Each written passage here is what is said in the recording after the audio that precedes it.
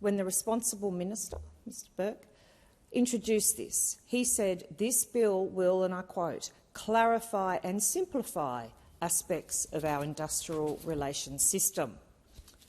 Deputy Speaker, this legislation is 161 pages with an explanatory memorandum of over 300 pages. I do not know how, in any definition, that is simplifying this system. And I call the honourable member for Hughes. Thank you, Deputy Speaker. I rise to speak on the Fair Work Legislation Amendment Closing Loopholes Bill of 2023, which I oppose, Deputy Speaker, in its entirety. And at the outset, Deputy Speaker, before I get into the detail of this bill, it's a further demonstration of the Labor government's commitment to unwinding the flexibility that did exist within our industrial relations system. And it is also a shout-out to the union movement.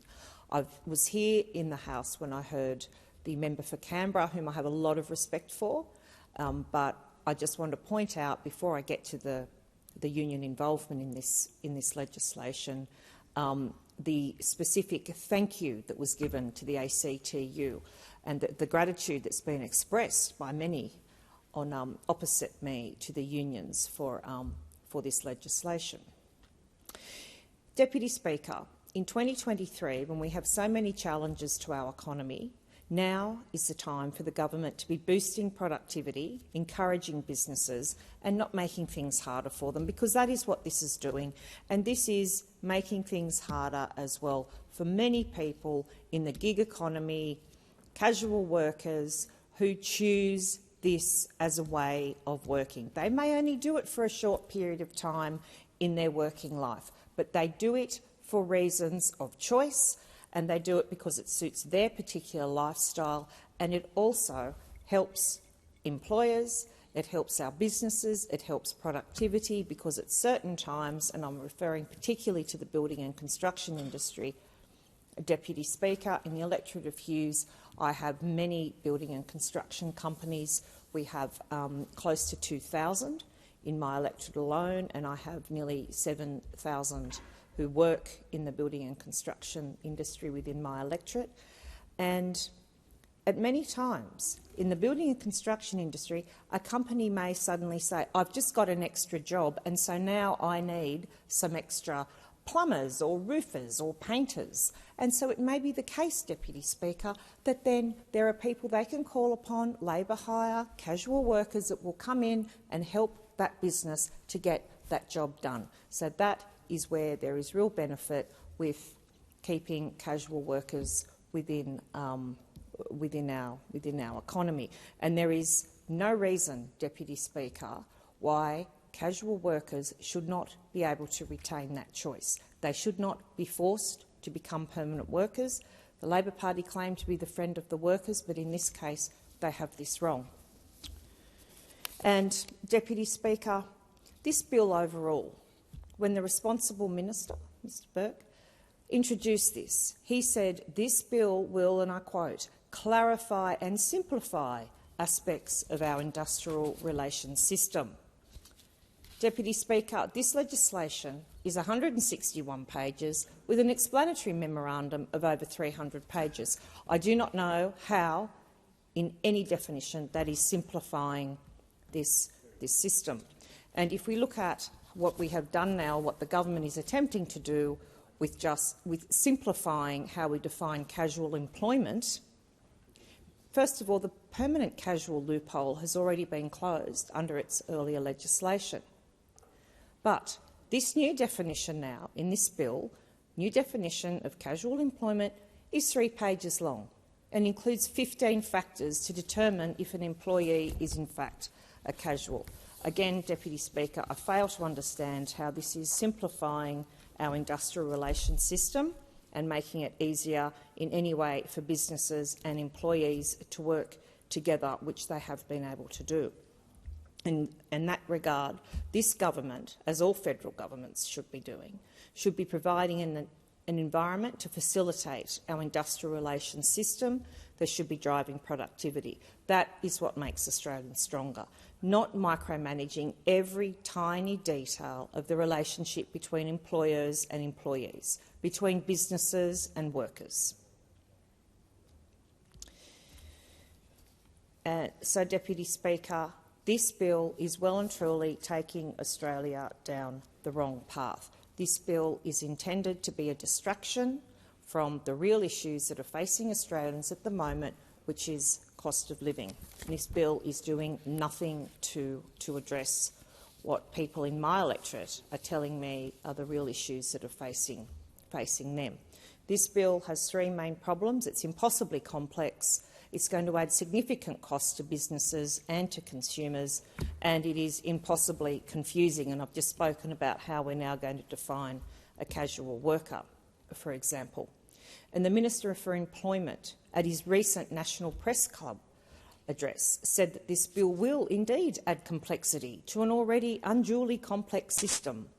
And in addition, consumer costs will go up. So when we're facing a cost of living crisis in this country, Deputy Speaker, that's exactly what we want to hear from the Employment Relations Minister is, oh, by the way, I'm now introducing legislation which guaranteed will increase the costs of a whole lot of consumer goods.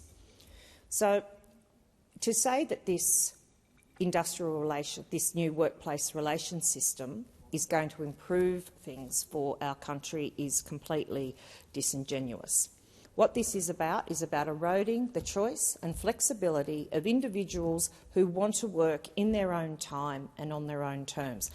And those workers, Deputy Speaker, are not members of unions. We've just heard a big thank you given out to the ACTU for its involvement in this legislation. This legislation is going to put significant constraints on businesses and employers who want to expand, construct new products and infrastructure, or simply manage their operations in their own way. Small business, medium business, large businesses should be able to do that within a flexible industrial relations system. And on this side, Deputy Speaker, we are not going to support reforms which will weaken our economy and continue to make a bad situation worse for Australian small businesses and Australian families. Deputy Speaker, this law and the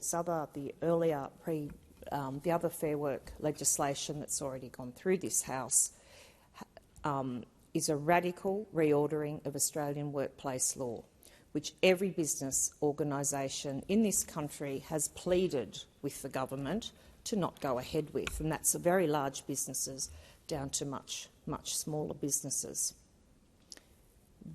Organisations that have supported it, of course, Deputy Speaker, are the union movement, because the unions will now have unprecedented rights of entry into many businesses, and I will turn to that in a moment.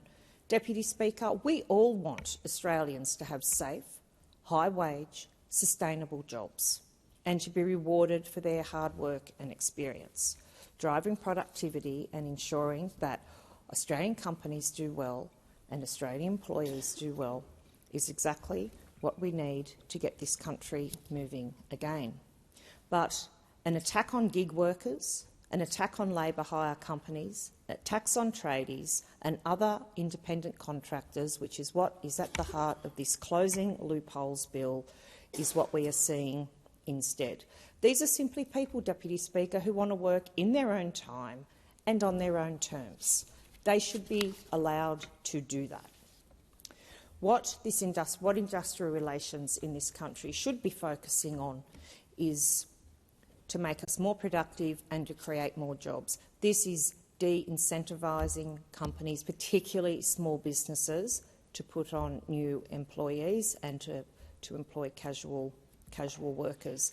And it's quite patronising, I think, overall, to say to workers who have chosen to work in these areas or who have chosen casual work, well, we're the government and we say that what you're doing is actually not the right path. We should be able to trust an industrial relations system where employers and employees can make their own decisions, and that employers, particularly small business, can choose as and when they may need extra resources to power their businesses. And particularly the words of Jennifer Westacott, Chief Executive of the Building Council of Australia, has said this is a radical shake-up of the industrial relations system in this country. She spoke about it creating confusion, extra costs for consumers, that was backed up by the Minister, and make it harder to hire casual workers, creating uncertainty for employing anybody. She said any government that's serious about cost of living would not do this, and those words are supported. Turning very quickly to unions. This bill will expand union powers in workplaces. It's going to enable unions to exercise right of entry powers without any notice whenever it relates to wage underpayment. All they have to do to gain immediate entry, they just need to assert to the Fair Work Commission that they suspect a case of wage underpayment. No evidence is needed at that point. They'll simply then be able to enter the workplace. Labor talks about closing labour hire loopholes, but the truth is this policy goes much further than labour hire. It can be seen as hugely disruptive. It stops businesses being able to access the service they need to address what are often short-term problems within their production. This is nothing but an unjustified attack on labour hire employers, as well as the businesses and workers that depend upon this sector. And this is a sector that's played an important role in our economy and should continue to play an important role in our economy. But Labor often talks about diversity and how much they like diversity, but they don't like a diverse labour market in this country. They don't like the fact that gig workers, the casual workforce, provides various forms of work for people who largely do not join unions. The Albanese government, in this respect, does not respect diversity. They do not respect diversity of the labour market. The opposition, on the other hand, recognises that our labour market is diverse and that those who choose these forms of work represent legitimate and important aspects of Australia's labour market. So, Deputy Speaker, I just want to turn briefly to what a couple of other stakeholders have said when this was sent out to them for comment. We had the Minerals Council of Australia has said that the government's latest industrial relations legislation changes are some of the most extreme interventionist workplace changes that have ever been proposed in Australia. The changes will inflict immense harm to the economy, the weight of which will fall on the shoulders of the most vulnerable Australians, who will pay more for groceries, housing and energy. And particularly, Tanya Constable said, for Australian mining, this excessive burden and workforce rigidity will put the industry's ability to deliver the full economic and social benefit from the emerging clean energy mining boom under serious threat. And we hear almost every day in this place about the push to clean energy, and so this is not going to help the government achieve those targets, Deputy Speaker. And just in closing, this is not good legislation. This is not a good way to reinvent industrial relations within this country. We have long moved away from this sort of centralised wage fixing. We have long moved towards flexibility between employers and employees.